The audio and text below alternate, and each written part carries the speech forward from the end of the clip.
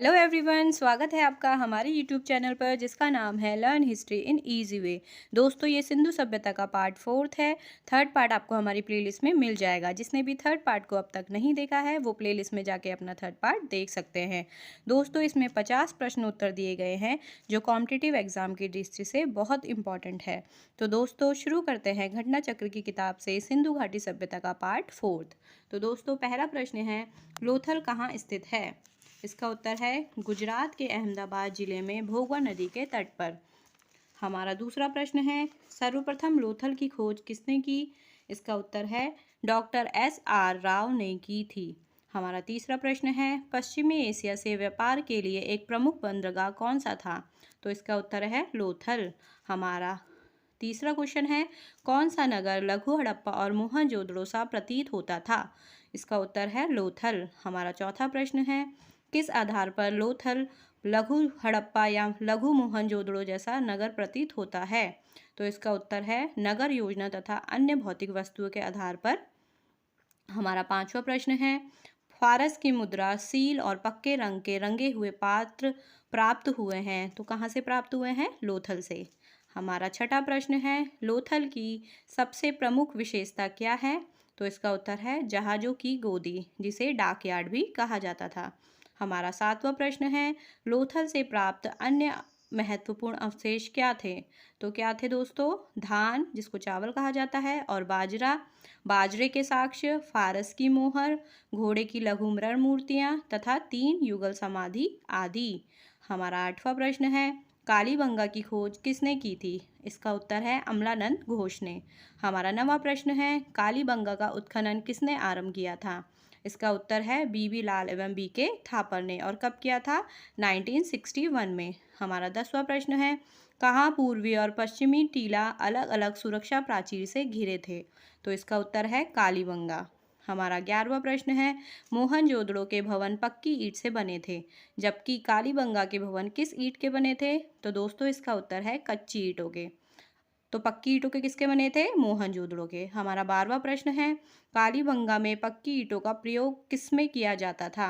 तो किसमें किया जाता था? केवल नालियों में, कुआं एवं स्नानागार बनाने में। हमारा 13वां प्रश्न है, जुते हुए खेतों के साक्ष्य कहाँ मिले हैं? तो इसका उत्तर है कालीबंगा से, जिसकी जुताई आड़ी तिरछी की गई है। हमारा 14वां प्रश्न है, मोहनजोदड़ो एवं हड़प्पा के समान लोथल में कितने टीले मिले हैं? तो इसका उत्तर है 2 टीले। पहला है पूर्व की ओर टीला और दूसरा है पश्चिम की तरफ स्थित टीला। हमारा 15वां प्रश्न है, पश्चिम की तरफ स्थित टीले को क्या नाम दिया गया? तो इसका उत्तर है कालीबंगा प्रथम। हमारा 16वां प्रश्न है, कहाँ से भूकंप आने के साक्ष्य मिले हैं? तो इसका उत्तर है कालीबंगा से। हमारा 16वां प्रश्न है, सेल खड़ी तथा मिट्टी की मोहरें एवं मृद भांड के टुकड़े मिले हैं तो कहाँ से मिले हैं? कालीबंगा से। हमारा 17वां प्रश्न है, धौलावीरा कहाँ स्थित है तथा इसकी सर्वप्रथम खोज किसने की थी? तो इसका उत्तर है धौलावीरा कहाँ स्थित है? कच्छ के रण में स्थित है। तो इसकी खोज किसने की थी? JP जोशी ने 1967 में की थी।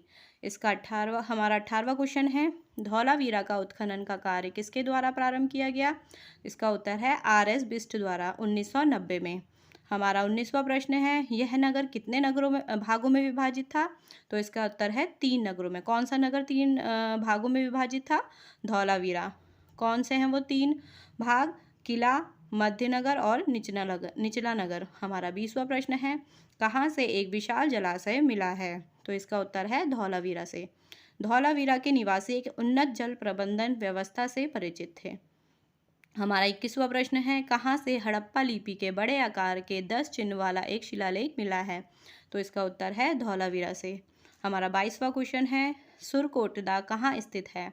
तो इसका उत्तर है गुजरात के कच्छ जिले में। हमारा 23वां प्रश्न है, सुरकोटदा कितने भागों में विभाजित था? इसका उत्तर है 2 भागों में। क्या क्या नाम थे उसके? एक गढ़ी और एक आवास क्षेत्र। हमारा 24वां प्रश्न है, कहाँ के कब्रिस्तान से कलश शवादान के साक्ष्य मिले हैं? तो इसका उत्तर है सुरकोटदा से। हमारा 25वां क्वेश्चन है, कहाँ से घोड़े के कुछ हड्डियों के साक्ष्य मिले हैं? तो इसका उत्तर है सुरकोटदा के। ये बहुत इंपॉर्टेंट क्वेश्चन है दोस्तों। हमारा 27वां प्रश्न है, दाइमाबाद कहाँ स्थित है? इसका उत्तर है महाराष्ट्र के अहमदनगर जिले में प्रवरा नदी के बाएं किनारे पर स्थित है। हमारा 28वां प्रश्न है, दायमाबाद से क्या प्राप्त हुआ है? तो इसका उत्तर है रथ चलाते हुए मनुष्य, सांड, गैंडे की आकृतियाँ प्राप्त हुई हैं। यहाँ से कुछ मृत भांड, सैंधव लिपि की एक मोहर, तस्तरी, प्याले आदि के साक्ष्य प्राप्त हुए हैं। हमारा 27वां प्रश्न है राखी गढ़ी कहाँ स्थित है? तो इसका उत्तर है हरियाणा के हिसार जिले में घग्गर नदी के किनारे। हमारा 28वां प्रश्न है राखी गढ़ी की खोज किसने की थी? तो इसका उत्तर है सूरजभान ने। और कब की थी? 1969 में। हमारा 29वां प्रश्न है नवीनतम शोधों के अनुसार सबसे बड़ा सैंधव स्थल है? तो क्या है? राखी गढ़ी। हमारा 30वां प्रश्न है रोपण के बारे में बताइए। तो इसका उत्तर है रोपण पंजाब सतलज नदी के बाएं तट पर स्थित है। इसकी खोज बीबी लाल ने 1950 में की थी। ये भी मिसप्रिंट हो गया है, इसको काट लीजिएगा। तो यहाँ से प्राप्त हुआ था। तो क्या प्राप्त हुआ था? सेल घड़ी की मुहर, चर्ट के बटखरे, एक छुरा, तांबे के बाणाग्र तथा कुल्हाड़ी आदि प्राप्त हुए हैं। हमारा 31वां प्रश्न है मनुष्य के साथ पालतू कुत्ते के दफनाए जाने के साक्ष्य कहाँ मिले हैं? तो कहाँ मिले हैं? रोपड़। हमारा 32वां प्रश्न है रंगपुर कहाँ स्थित है? तो इसका उत्तर है गुजरात के सौराष्ट्र जिले में। हमारा 33वां प्रश्न है रंगपुर से किसके साक्ष्य मिले हैं? तो इसका उत्तर है प्राग हड़प्पा, हड़प्पा और उत्तर हड़प्पा कालीन सभ्यता के। हमारा 34वां प्रश्न है आलमगीरपुर स्थित है? तो कहाँ स्थित है? उत्तर प्रदेश के मेरठ जिले में हिंडन नदी के किनारे। हमारा 35वां प्रश्न है यहाँ खुदाई से क्या प्राप्त हुआ है? तो क्या प्राप्त हुआ है? मृत भांड एवं मनके तथा कुछ बर्तनों पर त्रिभुज, मोर, गिलहरी की चित्रकारियाँ मिली हैं। हमारा 36वां प्रश्न है कहाँ से एक रक्षा प्राचीर मिला है? तो इसका उत्तर है देसलपुर। हमारा 37वां क्वेश्चन है सुतकांगेडोर कहाँ स्थित है? इसका उत्तर है दक्षिण बलूचिस्तान में दाश्क नदी के किनारे। हमारा 38वां प्रश्न है इसकी खोज किसने की थी? तो किसने की थी? ऑरेल स्टीन ने 1927 में। हमारा 39वां क्वेश्चन है कहाँ पर सबसे समृद्ध सीप उद्योग था? तो इसका उत्तर है बालाकोट। हमारी गलत नंबरिंग टाइप हो चुकी है, कोई बात नहीं। हमारा 39वां क्वेश्चन है कहाँ से हजारों की संख्या में सीप से बनी चूड़ियों के टुकड़े मिले हैं? तो इसका उत्तर है बालाकोट। हमारा 40वां क्वेश्चन है बनवाली कहाँ स्थित है? तो इसका उत्तर है हरियाणा के फतेहाबाद पूर्व में हिसार का भाग जिले में स्थित है। हमारा 41वां क्वेश्चन है बनवाली का उत्खनन किसने करवाया? तो इसका उत्तर है RS बिष्ट द्वारा। हमारा 42 क्वेश्चन है कहाँ की सड़कें नगर को तारांकित मतलब स्टार शेप्ड भागों में विभाजित करती थी? तो इसका आंसर है बनवाली, हरियाणा में। बनवाली कहाँ पर स्थित है? हरियाणा में। हमारा 43वां क्वेश्चन है मांदा कहाँ स्थित है? तो कहाँ स्थित है? जम्मू एवं कश्मीर में चिनाब नदी के दक्षिणी किनारे पर। हमारा 44वां क्वेश्चन है इसका उत्खनन किसके द्वारा करवाया गया? तो इसका उत्तर है JP जोशी तथा मधुबाला द्वारा। हमारा 45वां क्वेश्चन है नील नदी का उपहार कहा जाता है? तो किसे कहा जाता है? मिस्र को। और क्यों कहा जाता है? क्योंकि इस नदी के अभाव में यह भूभाग रेगिस्तान होता।